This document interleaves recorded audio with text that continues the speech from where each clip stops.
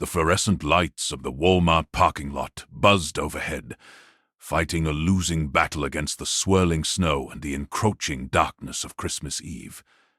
It was a time for families, for warmth, for the smell of roasting turkey and the sound of laughter. But for 7-year-old Leo, the holiday season was just another reminder of how invisible he truly was. He sat on the frozen concrete curb near the cart return, his small frame trembling violently. He wasn't wearing a winter coat, just a thin gray hoodie that had seen better days, and a pair of sneakers with a hole in the left toe.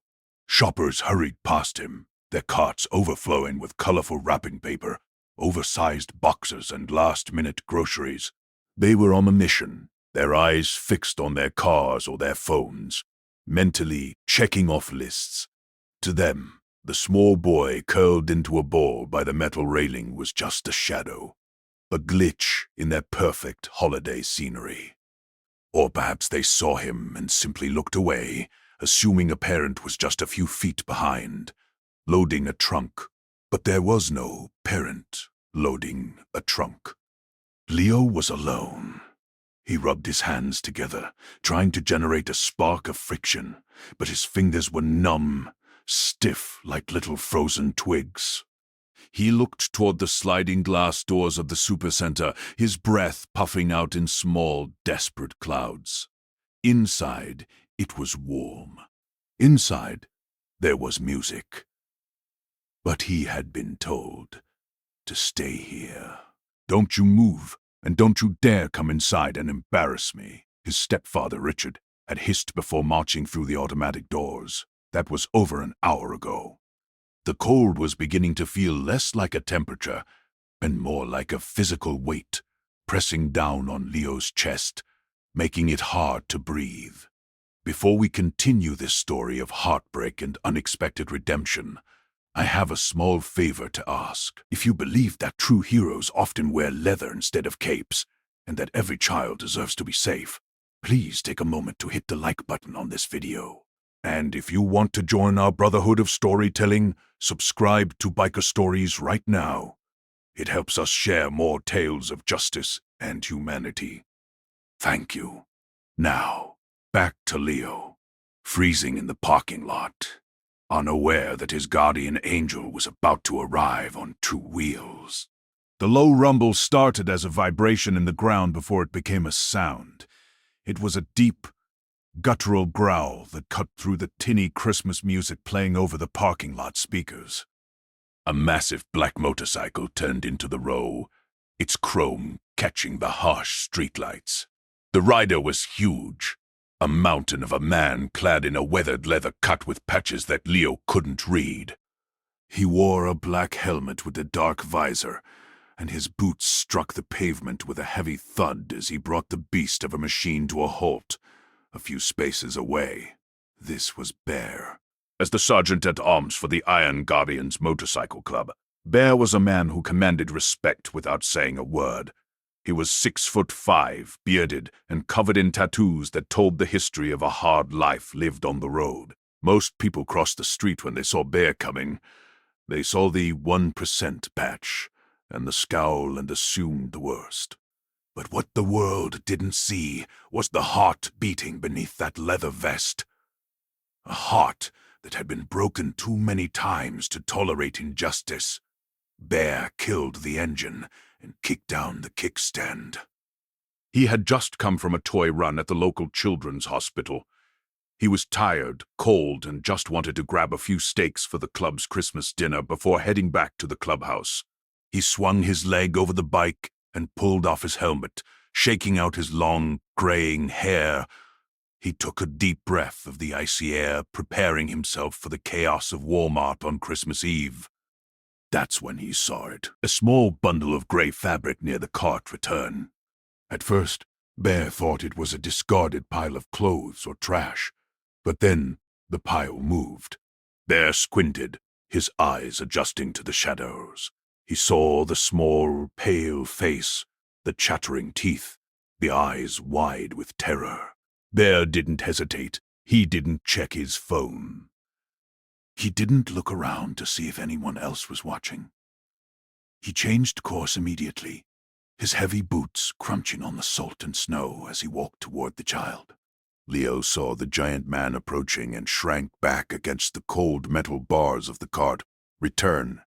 He had been taught that men like this were dangerous. Bad men, Richard called them. Leo squeezed his eyes shut, waiting to be yelled at for being in the way. "Hey there, little man," a voice rumbled. It was deep, like stones grinding together, but surprisingly soft. Leo opened one eye. The giant was kneeling in the snow in front of him, bringing himself down to Leo's eye level. The man's face was rough, with a thick beard and a scar running through his eyebrow, but his eyes were kind. They were a warm hazel, crinkled at the corners. "You look like you're about to turn into a popsicle," Bear said, a small smile playing on his lips. "Where are your folks?" Leo tried to speak, but his jaw was locked from the cold. He pointed a shaking finger toward the store entrance. "Dad. Inside," he stammered. Bear frowned, his thick brows knitting together. He looked at the store, then back at the boy. The temperature was dropping into the teens. Leaving a kid out here wasn't just negligent, it was cruel. It was dangerous. "How long you been out here, son?" Bear asked, unzipping his heavy leather jacket. "A while," Leo whispered.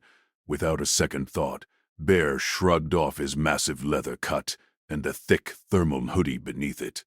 He was left in just a t-shirt, the cold air hitting his tattooed arms. But he didn't flinch. He wrapped the heavy jacket around Leo. It engulfed the boy completely, smelling of leather, gasoline, and peppermint. The warmth was instant.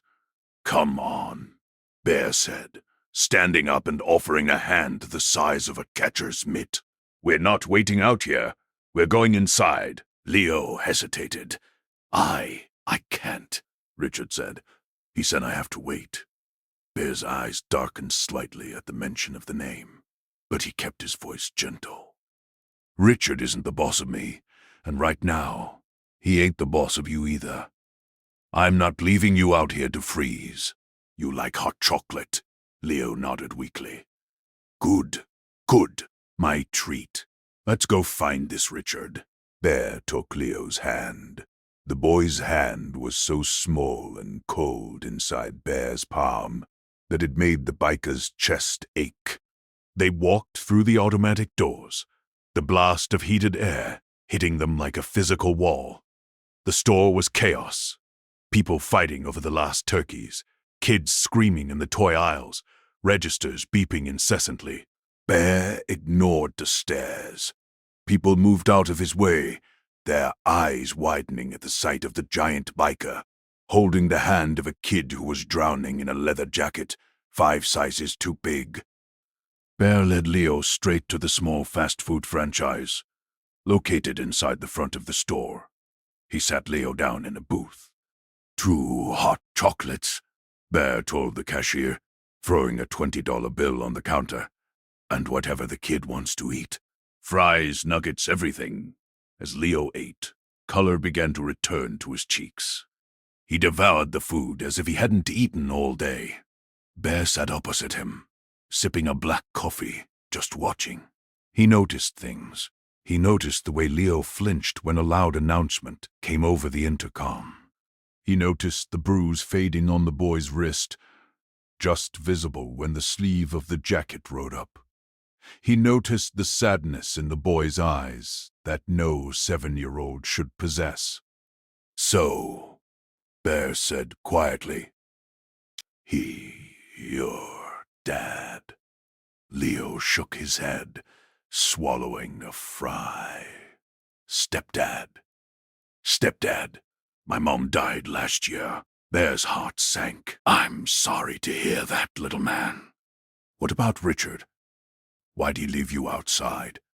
Leo looked down at the table. "He says I'm bad luck. He says I ruined the shopping.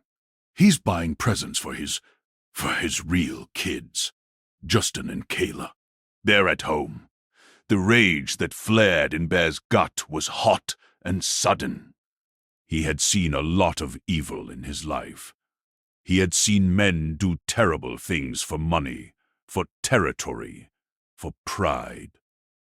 But mistreating a child, that was a sin that the Iron Guardians did not forgive. This man, this Richard, had left an orphan out in the freezing cold on Christmas Eve while he bought gifts for his biological children inside. He sounds like a real piece of work, Bear grunted. He is, Leo whispered, looking terrified that he had said it out loud. He says if I'm good, maybe Santa will bring me something, but I don't think I'm good enough. Bear leaned forward, his face serious. Look at me, Leo. You listen to me. There is nothing wrong with you. You hear me? The problem ain't you. It's him. Just then, a voice cut through the air, sharp, angry, and dripping with entitlement. Leo, what the hell are you doing? Leo froze. The fry dropped from his hand. He looked toward the entrance of the food court. A man was standing there. He was dressed in a sharp wool coat, designer scarf, and polished shoes. He looked like the picture of success. He looked like a respectable citizen. This was Richard. Richard stormed over to the booth, ignoring Bear completely at first. He grabbed Leo by the arm, his fingers digging into the fabric of Bear's jacket. I told you to wait outside, you disobedient little brat. Take that filthy jacket off right now. Bear stood up. The motion was slow, deliberate, and terrifying. When Bear stood to his full height, he towered over Richard. The shadow he cast seemed to swallow the well-dressed man. Let go of the boy, Bear said. His voice wasn't loud, but it carried the weight of a sledgehammer. Richard flinched, finally looking up at the biker. He sneered, trying to maintain his air of superiority. Excuse me. This is none of your business. I don't know who you are or why you're talking to my stepson, but stay away from us. You people are all the same. Drug dealers and thugs. Bear stepped closer. He invaded Richard's personal space, looking down into the man's watery blue eyes. I found this boy freezing to death in the parking lot while you were in here buying iPads. You want to talk about thugs? A thug is a man who hurts those weaker than him. Richard scoffed. Though he took a step back, I am a respected member of the town council. I am a deacon at my church.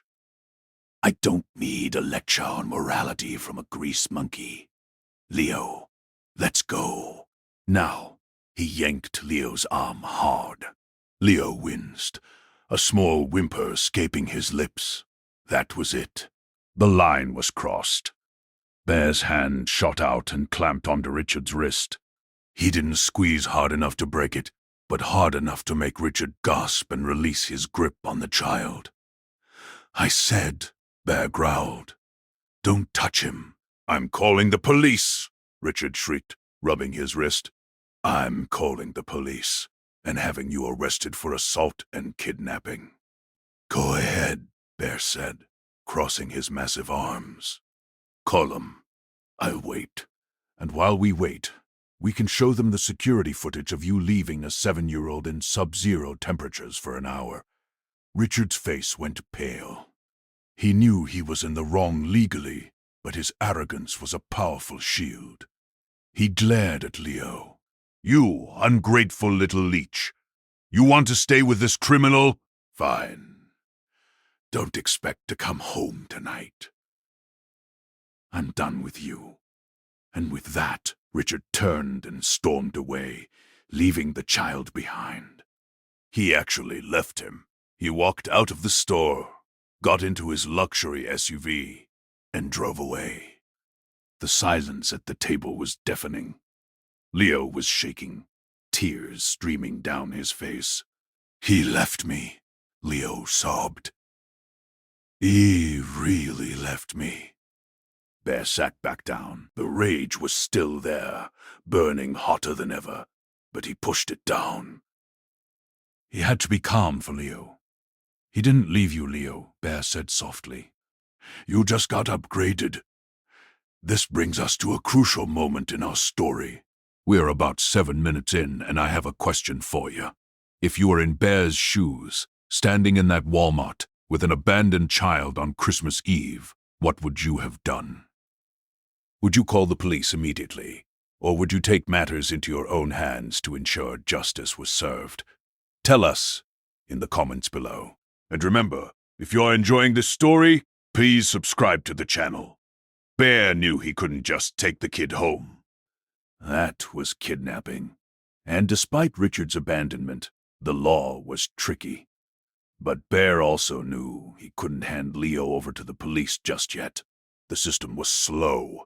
Leo would spend Christmas Eve in a holding cell or a temporary shelter, scared and alone.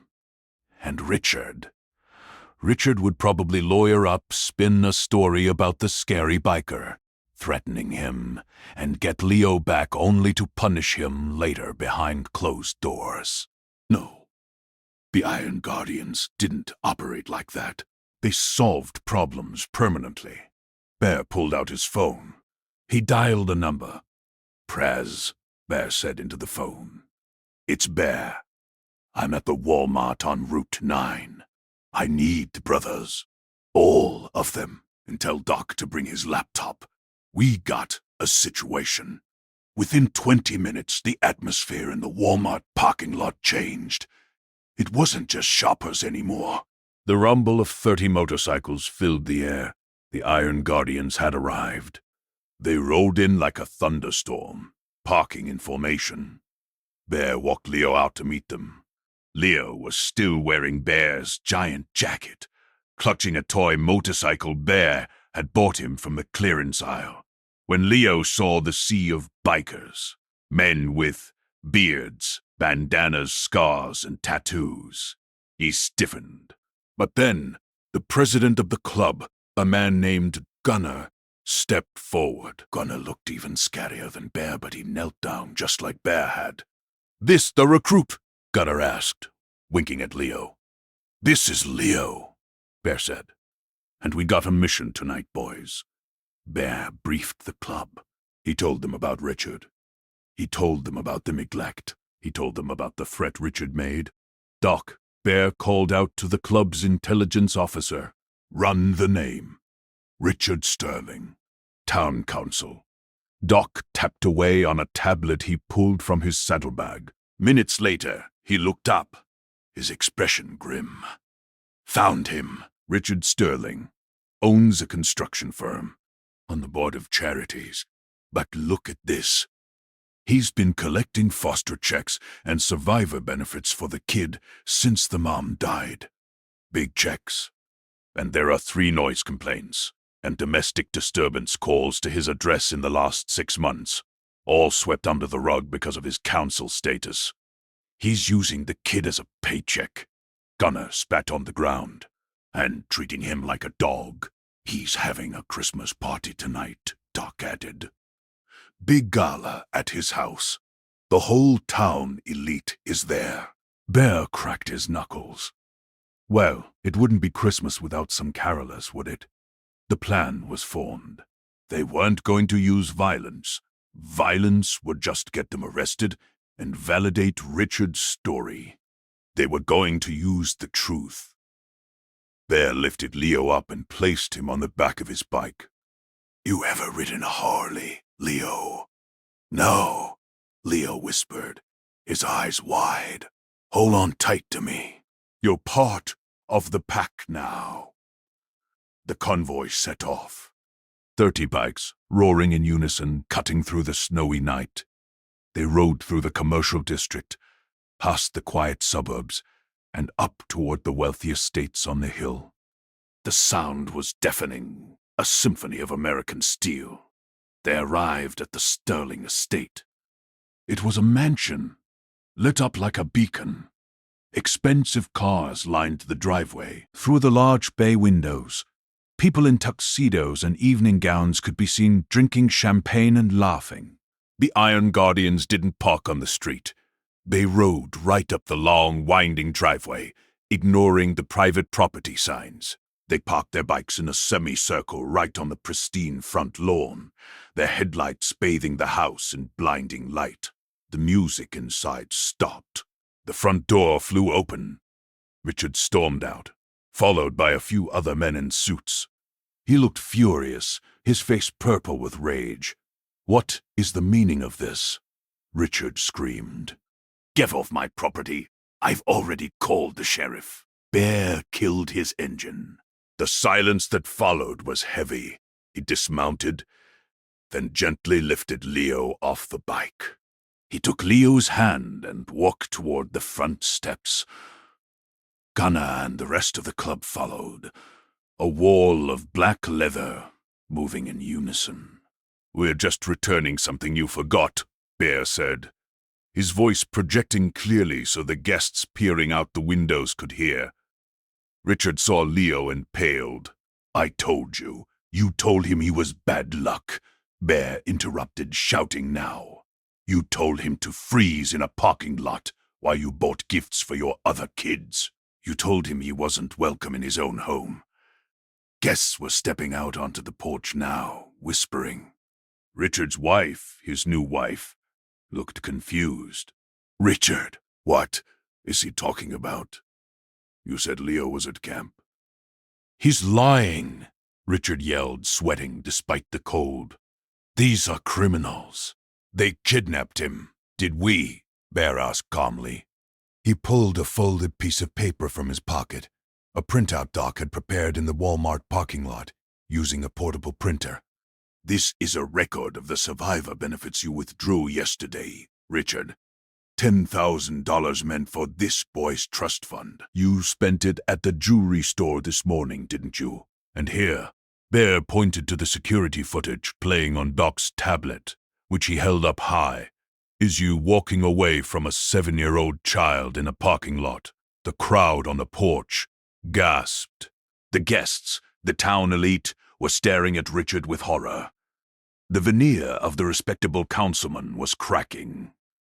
"Leo," Bear said, looking down at the boy. "Tell them, where do you sleep?" Leo looked at Richard, then at Bear. He felt the strength of the giant hand holding his. He felt the 30 uncles standing behind him. For the first time in his life, he wasn't afraid. "I sleep in the pantry," Leo said, his voice small but clear, "on a mattress on the floor." "Because Richard says I'm not allowed in the bedrooms." A woman on the porch covered her mouth. "Oh my God," she whispered. Richard lunged forward. "Shut up, you lying little." He raised his hand to strike the boy. Bear didn't even flinch. He caught Richard's hand in midair, but he didn't hit him. He didn't have to, because at that moment, red and blue lights flashed at the bottom of the driveway. The sheriff had arrived. But the sheriff wasn't alone. Behind him was a car from Child Protective Services. Bear had made sure Doc called them too. The sheriff walked up the steps. He looked at the bikers, then at Richard, then at the terrified boy clinging to Bear's leg. He looked at the tablet Doc was still holding up. "Richard Sterling," the sheriff said, his voice tired. "We need to have a talk." "Sheriff," Richard stammered, "these bikers are trespassing." "Arrest them." "I'm looking at a lot of things right now, Richard," the sheriff said. "But mostly I'm looking at a child who is blue with cold and a man who supposedly guards our community's morals, looking like he's about to hit a kid. CPS has received some very interesting digital files regarding your finances and your stepson's welfare over the last hour." The CPS worker, a stern woman in a heavy coat, stepped forward and gently knelt before Leo. "Leo, I'm Sarah. I'm going to take you somewhere warm, okay? Somewhere safe." Leo tightened his grip on Bear's hand. "I want to stay with Bear." Bear knelt down. The scary biker, the man everyone feared, looked at the boy with tears in his eyes. "You gotta go with her for now, little man. She's one of the good guys. But you listen to me. You are an Iron Guardian now. And we take care of our own. I'll be watching. We all will. Bear unclipped a pin from his vest, a small silver wing, and pinned it to Leo's hoodie. You keep that. If anyone bothers you, you show them that. Leo hugged Bear. He wrapped his small arms around the biker's neck and squeezed. Thank you, Bear. Merry Christmas. Merry Christmas, Leo. The police led Richard away in handcuffs as the party guests watched in stunned silence. The pillar of the community was exposed for the monster he was, not by the law, but by a group of outlaws who knew the difference between right and wrong. As the CPS car drove Leo away to a warm, emergency foster home, Bear stood on the lawn, watching the taillights fade. Gunnar clapped a hand on Bear's shoulder. Good work, brother. Let's ride, Bear said, his voice thick with emotion. The bikes roared to life, and the Iron Guardians vanished into the night as quickly as they had appeared, leaving the wealthy estate in chaos, but leaving the world a little bit brighter. Epilogue 1 year later. The tub house of the Iron Guardians was decked out in tinsel and lights. A massive Christmas tree stood in the corner, topped with a skull wearing a Santa hat. The room was filled with laughter, the smell of barbecue, and the sound of classic rock. The door opened, and a woman walked in. It was Leo's aunt, his mother's sister, who lived 3 states away. It had taken months of legal battles, funded by the motorcycle club's charity drives, to find her and get her custody. But they had won, and beside her was Leo. He looked different. He was taller, filled out, and smiling. He wasn't wearing dirty rags anymore. He was wearing a new winter coat, and on the zipper, pinned proudly, was a silver wing. Bear! Leo shouted, running across the room. Bear turned from the bar, a grin splitting his bearded face. He caught the boy in a massive bear hug, lifting him off the ground. Look at you, Bear laughed. You grew a foot. I made the honor roll, Leo beamed. And Aunt Sarah got me a dirt bike. Is that so? Bear chuckled. Well, you better be careful on that thing. Leo looked around the room at the bikers, the scary men who had saved his life. They all raised their drinks to him. They weren't just a club. They were his family. Leo looked up at Bear. You saved me, Bear. You saved my life. Bear shook his head, looking at the happy, healthy boy. No, kid. I think you saved mine. The camera pans out slowly, showing the warmth of the clubhouse, contrasting with the cold snow falling outside the window. It serves as a reminder that goodness can be found in the most unexpected places, and that family isn't always blood. It's the people who stand by you when you're cold, alone and forgotten. If this story touched your heart, please share it with your friends and family. Let's spread the message that we should never judge a book by its cover, and that sometimes the toughest exterior hides the softest heart. Don't forget to hit that subscribe button for biker stories. We have new stories coming every week that will restore your faith in humanity.